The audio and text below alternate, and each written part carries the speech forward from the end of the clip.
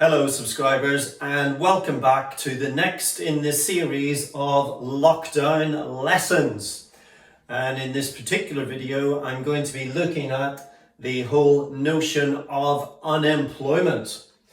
I'm recording this, as you can see, on the 15th of June, and how appropriate it is to be recording this particular video today because the labour force survey data is a quarterly report and it will be published tomorrow on the 16th of June.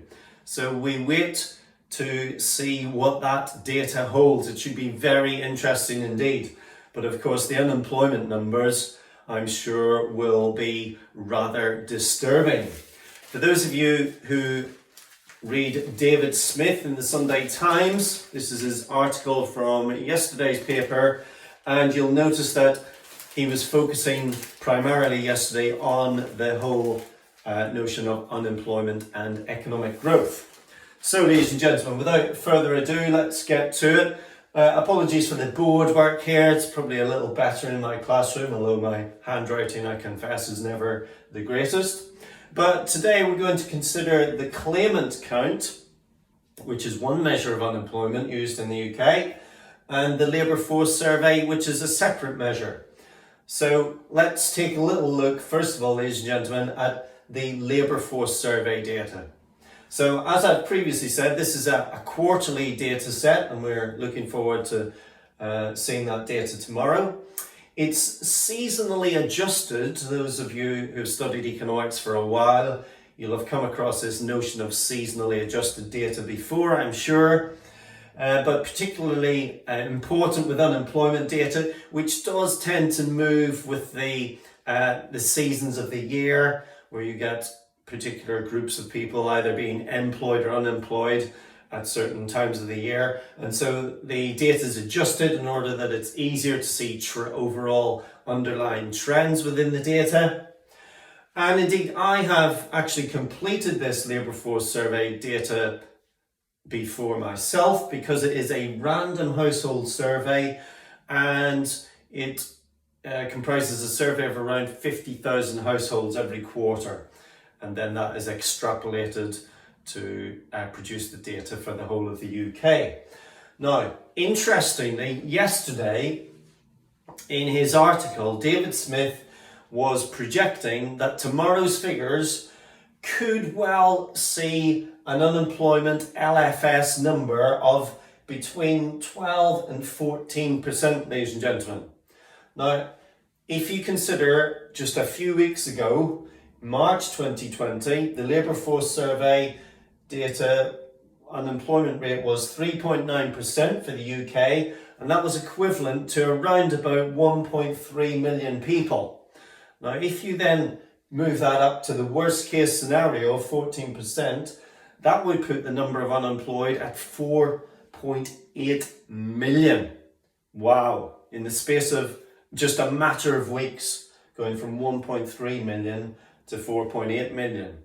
And if we even compare that, ladies and gentlemen, with previous recent recessions, so in the 1980s, the LFS number was up at 11.9%, 1990s 10.7%, and even not so long ago, back to the 2008 financial crash, the Great Recession as it was called back then, that was 8.5%. So tomorrow's numbers are probably going to blow this out of the water, ladies and gentlemen. This word unprecedented, it's very overused, isn't it, with regard to the current experience of lockdown and so on and so forth. But this really will be unprecedented. Let's then consider another measure which we use in the UK, which is the Claimant count. Now, the reason why this is used is because it's produced on a monthly basis, and it's much easier to collect this data. So the Claimant count is measuring those who are claiming GSA and UC. So what do you mean by that? Sorry, not GSA, JSA. JSA being Job Seekers Allowance, and UC being universal credit. Now, in order to claim your Job Seekers Allowance, you've got to be between the ages of 18 and the state pension age. You've got to be more than 18 and less than the state pension age. You've got to be currently seeking employment, got to be able to work, and also not in full-time education. So this really, those of you who know your definitions, you'll know that in economics we often learn that unemployment is actively seeking employment, currently out of work, in receipt of some type of benefit. So that's where that sort of ties in with your definition. Now, the numbers on that one, ladies and gentlemen, so we've got more up-to-date numbers on this one. So in April 2020, the number of people claiming job seekers allowance was 2.097 million. Now, remarkably, ladies and gentlemen, that April figure was 865,500 more than had claimed in the previous month, in March 2020. So, you know, you can see the rapid increase here, which will probably be more than reflected in the LFS number.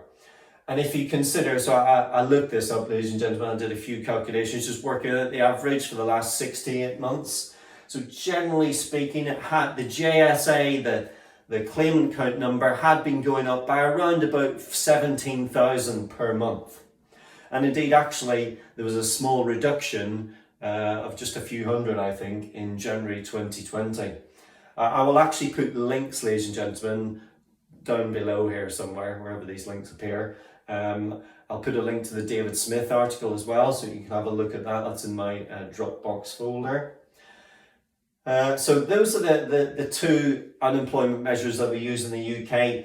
Now, generally speaking, what you'll find is that if you look at these sort of charted on the same axis, you'll find that the labour force number is always higher than the claimant count number.